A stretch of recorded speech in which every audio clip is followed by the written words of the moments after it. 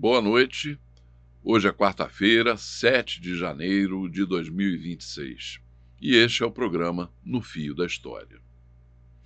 Após mais um arroubo de desprezo de Donald Trump pelo direito internacional, a primeira-ministra da Dinamarca, Mette Frederiksen, afirmou que se os americanos anexarem a Groenlândia, conforme intenção manifesta do presidente dos Estados Unidos, isso significaria o fim da aliança da Organização do Tratado do Atlântico Norte, a OTAN. Pela mesma lógica, o Tratado Interamericano de Assistência Recíproca, o TIAR, inspirado na doutrina Monroe, invocada por Trump ao anunciar, em dezembro do ano passado, a nova estratégia de segurança nacional dos Estados Unidos, poderia também ser considerado nulo depois do ataque gratuito dos Estados Unidos à Venezuela, que resultou no sequestro do presidente da República Bolivariana, Nicolás Maduro. O TIAR é um tratado de defesa mútua assinado no Rio de Janeiro em 2 de setembro de 1947 e serviu de base e inspiração para a criação da própria OTAN em 4 de abril de 1949. O princípio central do acordo é que um ataque contra um dos membros será considerado um ataque contra todos. Ao atacar um dos signatários do TIAR, os Estados Unidos teriam, na prática, rasgado e tornado nulo o tratado, quebrando o princípio de defesa do hemisfério por um dos próprios países das Américas. Nesse mesmo sentido, a chanceler dinamarquesa considera que a OTAN estaria tacitamente inviabilizada no caso de uma invasão norte-americana à Groenlândia, território que pertence à Dinamarca, 2 integrantes da OTAN. Nesta edição de No Fio da História, o analista político Brizola Neto defende que o Brasil, que é o Estado depositário original do tratado, denuncie o TIAR à Organização dos Estados Americanos, OEA, depositária para fins de administração do acordo, declarando a sua nulidade em função da agressão dos Estados Unidos à Venezuela. O país caribenho chegou a abandonar o tratado em 2012, juntamente com Bolívia, Equador e Nicarágua. Cuba e México já haviam se retirado anteriormente. No entanto, durante a crise presidencial venezuelana de 2019, o líder da oposição e então presidente da Assembleia Nacional da Venezuela, Juan Guaidó, que contestava a autoridade do presidente em exercício Nicolás Maduro, abriu negociações para voltar ao TIAR. E, em 11 de maio, a OEA readmitiu o país dentro do acordo hemisférico. Portanto, o ataque do último dia 3 foi uma agressão de um integrante do tratado a outro signatário do TIAR. Embora a denúncia pelo Brasil por sua condição de depositário original do tratado teria um peso significativo, qualquer país membro, inclusive a própria Venezuela, poderia pedir a revogação do TIAR. Para Brizola Neto, o fim do tratado significaria um ato político coletivo da América Latina de rejeição do corolário Trump da doutrina Monroe, deturpada agora em seus preceitos originais pelo presidente norte-americano, para servir de instrumento de dominação dos Estados Unidos sobre os demais países da região. Ainda nesta edição de No Fio da História, Brizola Neto também lança a proposta de construção de uma frente ampla interpartidária pela soberania nacional e a defesa do continente sul-americano contra as ameaças belicistas de Donald Trump.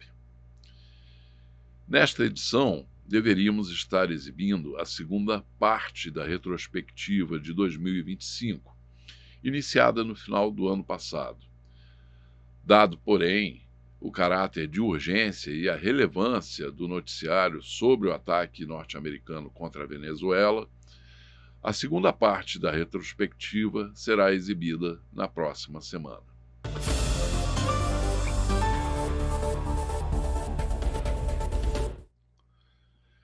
Comigo aqui, Brizola Neto, nosso analista político do programa No Fio da História, e que vai comentar toda essa situação envolvendo a brutal agressão dos Estados Unidos contra a Venezuela e também a situação de serem dois países signatários do TIAR, do Tratado Interamericano de Assistência Recíproca.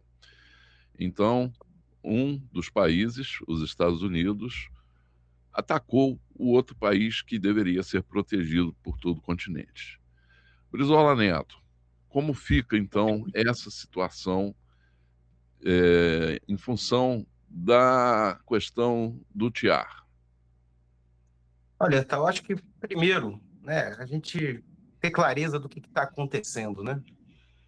O ataque à Venezuela não é um ataque à Venezuela, é um ataque à América Latina, né? As pretensões dos Estados Unidos, que é um império em decadência, né? Elas são de recolonizar a América Latina, né? Os Estados Unidos que perdeu a sua hegemonia mundial, os Estados Unidos que perdeu o seu protagonismo na Ásia, na África, agora ele volta suas atenções para o continente latino-americano.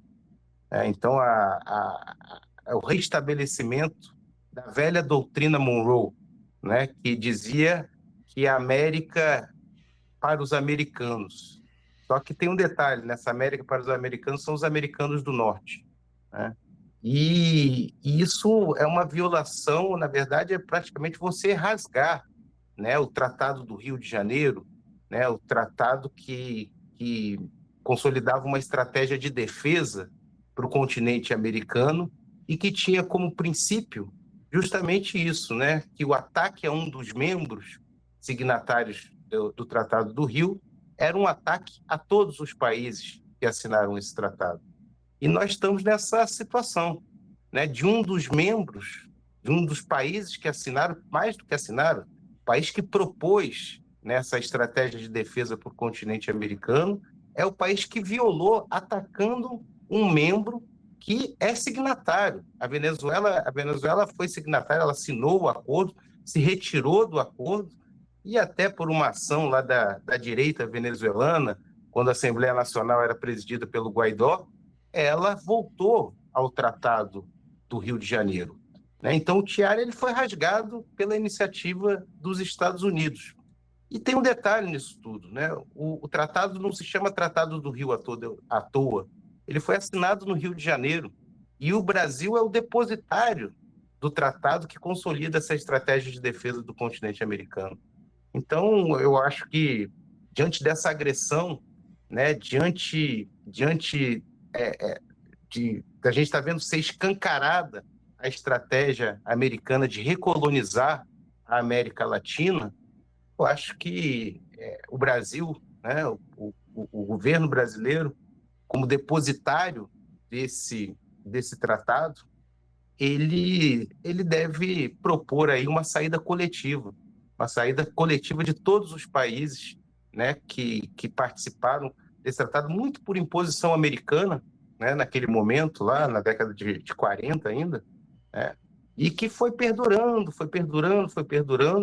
e que agora, nesse momento, com essa nova estratégia liderada aí pelo presidente Trump, né, do restabelecimento da doutrina Monroe, alguns estão chamando de Colorado, como é que é? Corolário Trump. Corolário Trump. Porque ele se contrapõe ao corolário Roosevelt, né? Isso, exatamente. Há de se reconhecer que esse tratado foi rasgado. E o Brasil, como depositário, ele deve propor a saída, né, dos países dessa estratégia de defesa que tem nos Estados Unidos aquele que se propunha ser o defensor do continente, hoje é o agressor do continente latino-americano. É. E isso teria um sentido político, né? Porque à medida que os países latino-americanos se retirarem desse tratado, que é baseado na doutrina Monroe, isso vai significar, vai representar um ato político coletivo de repúdio a essa política, né, a essa doutrina, né? Que na verdade a doutrina Monroe ela é muito antiga, ela surge no início do século XIX e até com uma intenção louvável que era defender o hemisfério dos, do- da- da- dos impérios europeus, né? Eh, dos colonizadores europeus, né? Que volta e meia que já estavam, né? Aqui na região e volta e meia voltavam seus olhos cobiçosos, né? O Império Britânico, o Império Francês, né? Só que essa doutrina, ela foi deturpada, né? E especialmente agora pelo Trump, que está usando a doutrina Monroe como um instrumento de dominação e de opressão da América do Sul, né? Querendo que a América do Sul seja uma área de influência e de dominação exclusiva dos Estados Unidos, né? É isso mesmo. Eu acho que principalmente depois da Segunda Guerra Mundial, né, onde os Estados Unidos começou a ter pretensões, né, e passou a buscar a hegemonia global, né, esse tratado foi perdendo ali o seu sentido. Mas se a gente for pensar muito antes disso, né, Tal, os Estados Unidos sempre se caracterizou como um Estado invasor. Basta ver o que aconteceu no México, né? O México lá, você tem quase metade do sul dos Estados Unidos ali, eram territórios mexicanos que foram invadidos. Você veja bem a loucura que era. Os Estados Unidos invadiu prometendo um projeto civilizatório para aqueles territórios mexicanos. Não é à toa que as cidades na Califórnia se chamam San Diego, Santa Mônica, Los Angeles, né? Eram todas cidades mexicanas que foram tomadas, invadidas pelos Estados Unidos. E hoje, o governo Trump, ele faz uma política de discriminação aos latino-americanos, né, aos donos daquele território. Então, muito antes, essa doutrina já havia sendo violada. Não tão recentemente, mas algum tempo atrás, né, a Guerra das Malvinas. Foi um outro momento em que os Estados Unidos rasgou esse tratado. Né? Na Guerra Sim, das Malvinas, os Estados Unidos se colocaram do lado de uma potência europeia e abandonaram o compromisso de defesa do continente. E agora, mais uma vez, os Estados Unidos invadem, né? Fazem um bloqueio naval, se apoderam, né? Assim, descaradamente dos recursos naturais da Venezuela, né? A entrevista do Trump é uma entrevista vergonhosa de alguém que assume o saque das riquezas naturais de um outro país, né? E que diz que agora vai passar a vender o petróleo venezuelano para o mundo. Né? Então, eu acho que esse momento, né, como você falou, assim, de uma ação coletiva, né, porque é muito importante, nunca foi tão importante a unidade latino-americana. Né?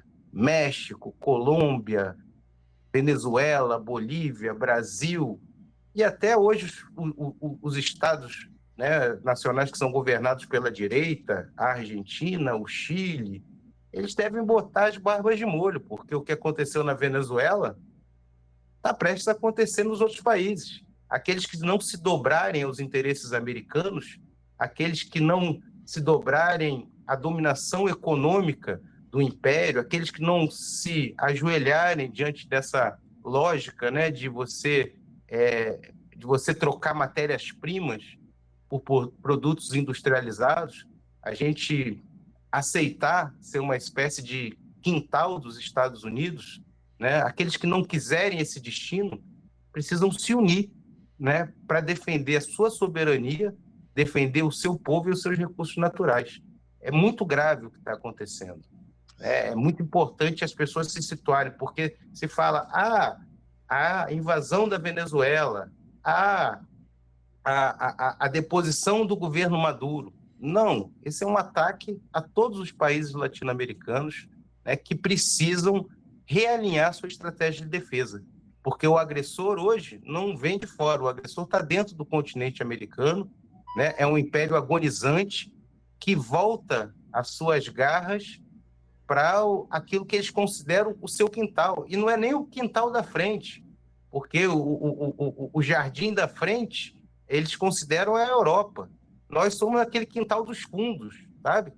Eles chamam lá a América Latina de backyard, que é o conceito que eles têm. Servimos aqui para termos os nossos recursos naturais saqueados, né? E o trabalho do nosso povo explorado. Essa é a história, né, da relação dos Estados Unidos com toda a América Latina. A história do saque dos recursos naturais e da superexploração do trabalho. E esse momento gravíssimo é preciso uma atitude mais firme dos governos latino-americanos. Né? A gente tem visto alguns países se posicionar, a gente tem visto o presidente colombiano se posicionar, até porque ele sabe que essa ameaça está muito próxima dele, né? Mas o governo brasileiro, principalmente sendo depositário do Tratado do Rio de Janeiro, deve ter uma ação mais enérgica e reivindicar, né, a sua liderança regional.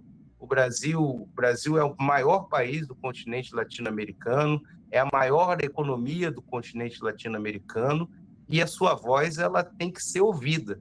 Não podemos nos contentar com essa aparente posição do Itamaraty de que nos basta o recuo das tarifas, né? Porque isso não tem sentido. O que estão, os interesses que os Estados Unidos hoje têm na Venezuela, eles vão se espraiar para o Brasil, para a Colômbia, né? Nós também temos recursos naturais abundantes aqui. Nós precisamos ter um projeto nacional de desenvolvimento. Nós precisamos afirmar a nossa soberania. E isso não vai acontecer se nós nos submetermos, né, aos interesses aos interesses e às ações do governo americano. Sim, exatamente. Agora, infelizmente, essa unidade latino-americana ela é quebrada pela vassalagem da direita, né? Na Argentina, no Paraguai, no Equador, países que não deram quórum, não deram um acordo, uma unidade na reunião da CELAC, né? Cabendo a Brasil, Uruguai, Colômbia, 6 países que fizeram uma manifestação paralela, né, condenando o ataque norte-americano. Essa vassalagem que até pouco tempo tivemos aqui no Brasil também com o Bolsonaro, né? E que estão aí a todo momento chamando o nosso inimigo para também nos atacar, para também nos oprimir, né?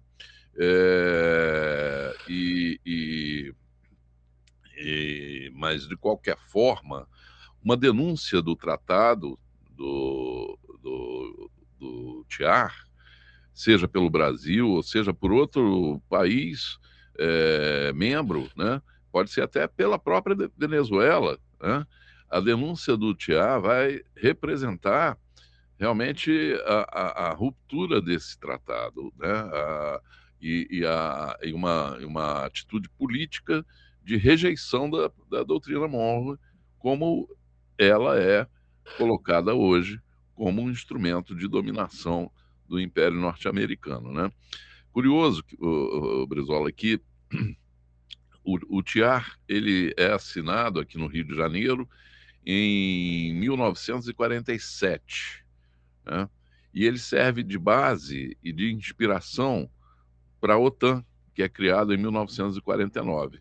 Então, são os dois movimentos feitos principalmente pelos Estados Unidos para impor o seu domínio, né, sobre tanto o hemisfério ocidental, o hemisfério americano, né, quanto sobre a Europa, né? Nitidamente, já no, no, no início, né, da Guerra Fria e para fazer frente à expansão do socialismo no mundo, né? Mas como que você acha que essa proposta deve ser levada ao Itamaraty, ou ao governo brasileiro, ou ao presidente Lula, para que tome uma posição nesse sentido?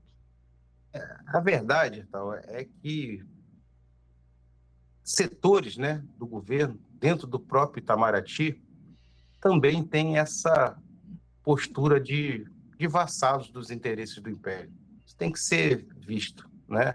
Como eu disse, assim, o Itamaraty não pode se contentar em simplesmente ter renegociado as tarifas diante de um ataque brutal, violento, né, que ceifou vidas, né, que bombardeou cidades dentro do continente sul-americano, de um vizinho do Brasil. Essa iniciativa ela deveria vir do governo brasileiro, né, porque o governo brasileiro, o Brasil, é um líder regional, como eu te disse, é o maior país da América Latina, é a maior economia, é um membro fundador dos BRICS, né? Então, todas essas questões dariam condições ao governo brasileiro, né, de denunciar o tratado, a violação do tratado. Né? Numa analogia, a OTAN, como você disse, ela foi criada com o mesmo princípio. E aí agora o Trump ameaça invadir a Groenlândia, está lá a primeira-ministra da Dinamarca, que não é nenhum país independente em relação aos interesses americanos, vamos ser claros, faz parte da União Europeia, a União Europeia, né, completamente ligada, determinada, né, pelas diretrizes que saem de Washington. A primeira-ministra da Dinamarca denunciou que um ataque à Groenlândia, uma invasão à Groenlândia, seria o fim da OTAN. Então, o governo brasileiro podia se mirar nessa declaração para denunciar o Tratado do Rio de Janeiro, né? E, mais uma vez, fazer um grande movimento de reafirmação, de reafirmar a soberania latino-americana. Sabe o que eu estava vendo outro dia? Eu vi um depoimento do Allende, né? E o Allende falando justamente, denunciando, né, a falsidade que era a doutrina Monroe, né? Falando justamente que a doutrina Monroe era defendida pelos Estados Unidos, né, para que a América ela funcionasse e servisse, né, o continente americano como uma área de influência econômica dos Estados Unidos, e não como uma área não como um projeto unido de desenvolvimento, é justamente o contrário. E assim, o que há de se ter clareza, tal, é que os Estados Unidos hoje, né, que principalmente depois da Segunda Guerra Mundial, assumiu uma posição hegemônica no mundo, ele hoje perdeu essa condição. Ele perdeu a corrida comercial, está perdendo a corrida tecnológica e tem dificuldades, inclusive, na sua hegemonia militar. Veja o que está acontecendo na Ucrânia. Agora, o que ele está anunciando para os países latino-americanos? Que ou vocês colocam aí governos alinhados aos nossos interesses, que entreguem suas riquezas naturais para os nossos grupos econômicos, né? Entregue seu petróleo para as nossas petrolíferas, entregue as nossas terras raras para as empresas de tecnologia e de automóveis, né, que eles têm, ou nós vamos fazer o que for possível e necessário para mudar os regimes. Estão fazendo isso na Venezuela. Então, assim, essa é a questão. Então, assim, a gente precisa entender que a América Latina está sob ataque, né? E os Estados Unidos está dando uma declaração direta. E o que nós vamos fazer? Vamos aceitar, vamos subverter a nossa soberania nacional? Não somos mais Estados nacionais, vamos voltar a ser colônias, e colônias de um império decadente? E assim, também há de se entender que não é simples a situação, não é? Você veja a situação da Venezuela. O que aconteceu lá na Venezuela? O governo firme, um governo fruto da Revolução Bolivariana, resistiu, não aceitou a intervenção americana econômica, não se dobrou ao bloqueio naval que sofreu uma brutal agressão, foi bombardeado, teve seu presidente sequestrado e preso, junto com a sua esposa. Então, a gente entender, a gente usando isso, a gente lembra até um pouco de 64, não é? A gente lembra do presidente João Goulart, que muitos acusaram, né, de não ter sido firme, de ter tido uma atitude até covarde, né, diante da intervenção americana que estava acontecendo. E a gente não pode esquecer que em 64, assim como hoje tem um bloqueio naval com porta-aviões na Venezuela, a Quarta Frota estava aqui no litoral do Espírito Santo, só aguardando para fazer uma violência igual ou talvez até pior.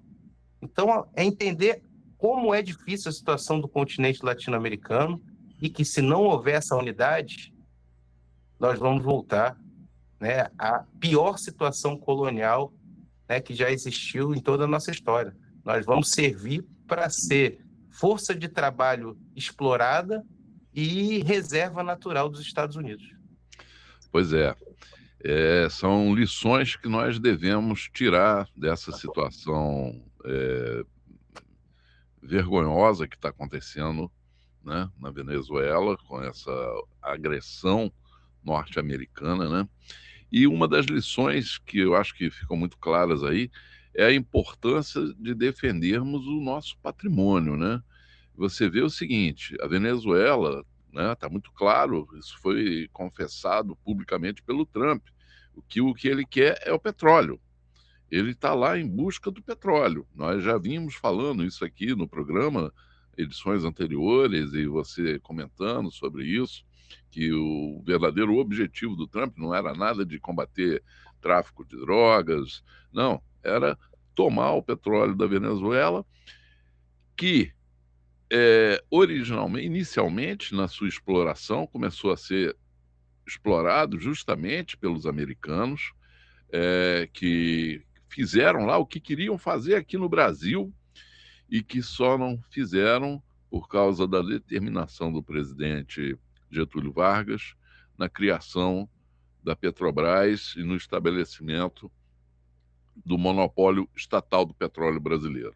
Isso impediu que as petrolíferas americanas viessem para cá, tomassem conta do nosso petróleo, das nossas riquezas, né? E se arvorassem mesmo os donos, como o Trump está dizendo aí.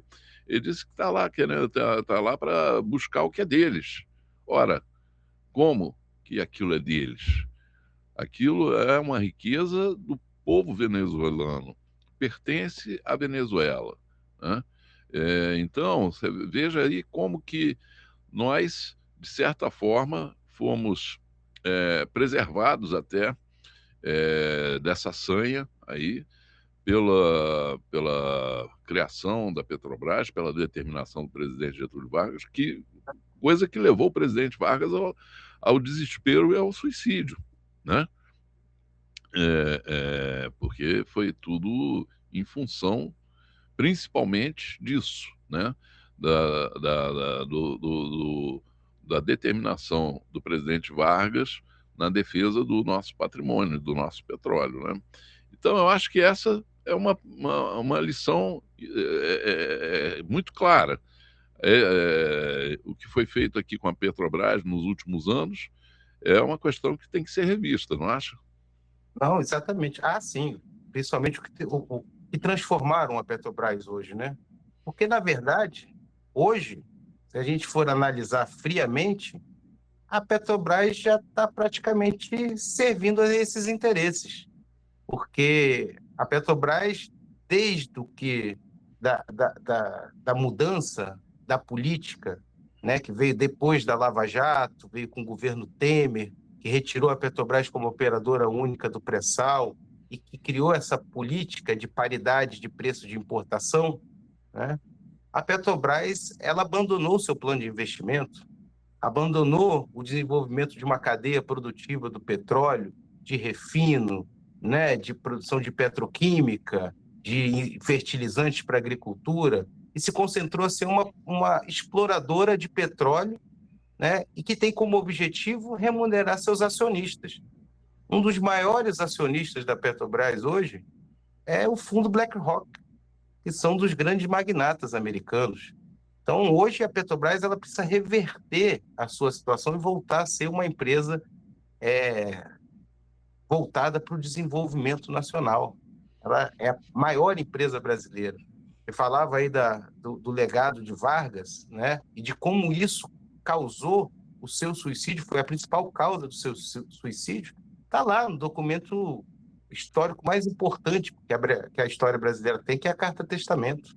Né? Na Carta Testamento, Getúlio, ele declara e ele fala com todas as vozes que as aves de rapina vieram aqui para saquear a nossa riqueza.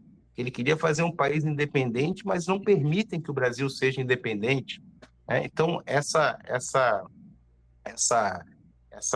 sanha, né, de dominar as riquezas naturais brasileiras está denunciada na Carta Testamento de Getúlio Vargas.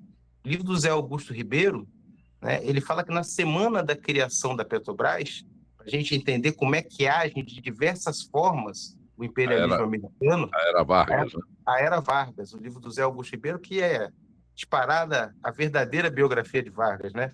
Aliás, essa biografia ela deve ser lida por todos os brizolistas, porque eu acompanhei que ela foi escrita pelo Zé Augusto Ribeiro, mas a partir de longas conversas com o Brizola. Né? E lá, na Era Vargas, fala que na semana da criação da Petrobras, os jornais brasileiros foram invadidos de editoriais patrocinados pelas petrolíferas americanas, criticando a criação da Petrobras, dizendo que a Petrobras seria fundada num país que não tinha petróleo, e mais do que isso, financiando a campanha que denunciava o governo de Vargas como se fosse um governo corrupto, né? O chamado Mar de Lama, criando inclusive também depois aquela situação com o Lacerda, do assassinato da Rua Tuneleiro, tudo isso amplificado pela mídia paga pelos Estados Unidos, paga pelas empresas americanas. Então, o imperialismo ele age de diversas formas. E a verdade, o que ele quer são governos submissos aos seus interesses aqui na América Latina. E vão para a história. Todos aqueles que se levantaram contra os americanos, a gente falou do Getúlio, que foi levado ao suicídio a partir de uma campanha sórdida de desmoralização. O Jango, que foi deposto do seu cargo, né, de presidente da República, a partir de uma ameaça da Quarta Frota, que já estava no litoral brasileiro. O Salvador Allende, né, o golpe na Nicarágua, o golpe no Panamá contra o general Noriega. Então, assim, são vários os exemplos. Então, o momento é mais, a gente está vivendo mais uma vez um momento muito grave, né? E é hora, assim, ou a gente está diante de um dilema, então. Ou a gente faz uma unidade da América Latina, mais do que da América Latina, eu acho que o Brasil, como membro fundador dos BRICS, né, deve chamar a atenção da Rússia e da China para o que está acontecendo, né? E a gente tem que resistir, porque a gente não pode entregar o sangue do nosso povo, as nossas riquezas nacionais, o nosso projeto nacional de desenvolvimento para uma nova situação colonial. Aliás, tem um documento lançado pelo senador Requião, né, que eu acho que é uma base muito importante para um programa nesse momento, né, de defesa das nossas estatais, de defesa de um projeto nacional de desenvolvimento que rompa essa situação colonial. E mais do que isso, é hora de atitudes mais firmes, né? O governo brasileiro tem que convocar o embaixador americano a prestar esclarecimentos. O governo brasileiro deve pensar, inclusive, em sanções comerciais, né? E deve conclamar a unidade latino-americana. Né? Eu acho que países importantes, por mais que você tenha governos de direita no Paraguai, no Chile, na Argentina, a unidade de Brasil, Colômbia, México, é uma unidade que tem muita força. E acho que a gente deveria ir além. Acho que é hora de o BRICS mostrar que é muito mais do que uma unidade comercial. É uma estratégia, né, para você buscar uma nova ordem mundial, né, um novo alinhamento global, uma ordem multipolar. E agora eu acho que é a hora que o BRICS está sendo posto à prova, né, porque se existe uma possibilidade de união do Sul global, de uma nova estratégia, de uma nova ordem mundial multipolar, essa ordem está sendo violada, ou pelo menos o anúncio dessa ordem está sendo violada. E a gente precisa da solidariedade, né, de potências econômicas e militares que dariam condição ao continente latino-americano de resistir. Sim. Nós temos o inimigo externo, né, e temos também os inimigos internos, né? Até você falou nas relações, né, das petrolíferas com a mídia corporativa, a imprensa, imprensa lacaia dos Estados Unidos aqui no Brasil. Não foi à toa que a ESSO patrocinou durante muitos anos, durante muitos anos o mais importante prêmio de jornalismo brasileiro, né, que era o prêmio ESSO, né? E você citou também o ex-senador e ex-governador do Paraná, Roberto Requião, e a sua proposta para o país, seu plano, seu projeto para o Brasil, onde um dos pontos centrais é a questão da soberania nacional, né? Diante aí dos nossos inimigos internos que querem entregar o país, que chamam os nossos inimigos para nos atacarem aqui dentro, né? Como que você acha que as forças progressistas, nacionalistas brasileiras devem fazer para levantar a bandeira da soberania? Bertal, na última eleição se falou muito em frente ampla, né? Mas era uma frente ampla para combater a extrema-direita, era uma frente ampla com um programa muito difuso. E eu acho que temos condição, hoje, com o que está acontecendo, com as diversas declarações que nós temos visto, até de gente, né, de uma orientação liberal, né, que denunciou a violação da soberania venezuelana. Eu acho que há ambiente para se criar uma frente ampla de defesa da soberania nacional, que, aliás, é o que está proposto com um brilhantismo enorme pelo senador Requião nesse documento, né? Um documento que dá os caminhos, ou melhor, recupera os caminhos de afirmação da soberania nacional, porque esse caminho a gente já traçou lá atrás, né, com o presidente Getúlio Vargas, construindo um conjunto de empresas estatais que não só defendiam, né, as riquezas nacionais, como a partir, né, do desenvolvimento de uma cadeia produtiva, faziam com que o povo brasileiro se apropriasse e se beneficiasse, de fato, das nossas enormes riquezas naturais, né? Mais do que isso, um projeto nacional de desenvolvimento, né, que permitiu ao Brasil se tornar uma das maiores economias industriais do planeta. O Getúlio transformou um país agrário numa das maiores potências industriais. E está muito claro que ou o Brasil toma esse caminho, ou nós vamos perpetuar nossa condição de colônia do Império Americano. Sim. Bom, e como que você vê a formação dessa frente, né? Que setores e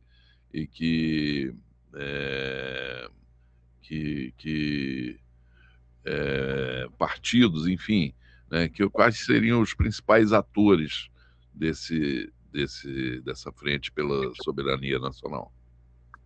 Acho que o ponto central é o programa. Todos aqueles que convergirem para esse programa.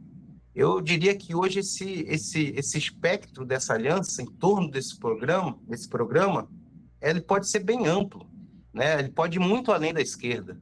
A gente viu a declaração do senador Aécio Neves condenando a violação, né, condenando o ataque à soberania venezuelana, né? E o senador Aécio Neves, que já teve raízes, né, ligadas ao trabalhismo, lá com seu avô, o Tancredo Neves, que foi ministro da Justiça, né, ele deu uma declaração justamente que vai nesse sentido. Então, acho que há possibilidade. E acho que esse documento lançado pelo senador Requião pode ser a base para um programa e para a posição dessa grande aliança. E é claro que isso tem que ser abraçado pela esquerda. A convergência da esquerda em torno desse programa me parece muito óbvia. Diante dessa agressão dos Estados Unidos, eu acho que nós temos condição de fazer uma frente que vá muito além da esquerda, que pegue setores de centro, mas que entendem que a questão nacional hoje é um imperativo. Sim. Bom, inclusive, nós estamos num ano eleitoral, um ano que vamos ter um embate aí violento, né, das forças progressistas, das forças que querem um Brasil soberano, né, que busque o seu desenvolvimento autônomo, né, e as forças entreguistas, que estão aí a todo momento chamando os imperialistas a atacarem as instituições É brasileiras. vergonhoso, então. Vergonhoso ver as declarações do Eduardo Bolsonaro, do Flávio Bolsonaro, né, chamando, né, a uma invasão americana. Esse deputado de Minas Gerais, esse Nicolas, é criminosa. Criminosa. Inclusive, eu vi o deputado Lindbergh dizendo que vai fazer uma denúncia na Polícia Federal dessas ações, porque eles estão atentando contra o interesse nacional. Né? Crime de lesa pátria, né? Ele é Crime crime de lesa pátria. de alta traição ao país e à pátria. É Né? isso, é vergonhoso, vergonhoso, vergonhoso. E agora, eu acho que diante de tudo que está acontecendo também, o presidente Lula tem uma oportunidade histórica, né? Tem uma oportunidade histórica de justamente dizer, né, a que veio a sua biografia, né? Agora parece que a história está traçando uma linha onde não é mais possível se equilibrar. Então, acho que o presidente Lula, pela sua história, pela sua biografia, por ter assumido, né, pelas vitórias eleitorais que teve, o protagonismo, né, e a liderança da esquerda brasileira, ele tem uma oportunidade histórica de se colocar ao lado de grandes brasileiros, como foi o presidente Vargas, como foi João Goulart, como foi Leonel Brizola. E esse momento, né, a sua liderança, ela, com todo momento, com todas as dificuldades que existem, né, de você ter uma posição que a gente tem que moderar para amanhã não ser, a gente não está sendo nós aqui o país invadido, mas o presidente Lula ele tem todas as condições de liderar, primeiro internamente, essa grande frente ampla de defesa de um projeto nacional e da soberania do nosso país. E mostrar o seu prestígio internacional como um presidente de um membro fundador dos BRICS, como líder, né, como a potência regional, a economia mais importante, o país mais importante da América Latina, ele está diante de uma oportunidade histórica de se reafirmar, né, como um dos grandes líderes brasileiros e um dos grandes líderes mundiais. Eu acho que é isso que nós esperamos dele nesse momento. É isso. Bom, eu acho que terminamos esse programa com duas grandes propostas lançadas, né? Uma de denunciar o Tratado Interamericano de Apoio Recíproco, o TIAR, né? Que é hoje a base da doutrina Monroe, invocada por Donald Trump como instrumento de dominação do hemisfério para manter o hemisfério americano sob domínio dos Estados Unidos, né? E como também um ato coletivo político dos países latino-americanos contra essas agressões, contra essa estupidez, essa arrogância do Donald Trump de dizer que eles são os donos do continente americano, do hemisfério americano, e donos dos nossos recursos naturais, né, dos países das Américas, né? Então, eu acho que essa é uma grande proposta, né? Proposta de ruptura do TIAR, né? E também a proposta de uma frente ampla de defesa da soberania nacional, né? Como você mesmo coloca, chamando inclusive o presidente Lula a liderar essa frente, né? E mobilizar a população brasileira, né, pela bandeira da defesa da soberania do país, né? São duas grandes propostas e vamos torcer para que elas possam ir adiante, que elas ganhem eco, que elas reverberem, né? Então é isso, Brizola. Ficamos por aqui nesta edição do programa No Fio da História. Uma edição que deveria ser dedicada à segunda parte da nossa retrospectiva, né, de 2025, que foi iniciada no final do ano passado, né? A primeira parte foi veiculada no final do ano passado, está no nosso canal do YouTube, e a segunda parte seria veiculada nesta edição, mas em função da importância do tema da Venezuela, das questões dos últimos dias, né, dos acontecimentos dos últimos dias, nós decidimos fazer essa abordagem, né, agora, e vamos provavelmente na próxima semana exibir a segunda parte da retrospectiva. Muito obrigado a você, aos nossos espectadores que continuem conosco. Um abraço, Brizola. Até a próxima. Um abraço grande, Etal. Obrigado. Até a próxima semana. Até semana que vem.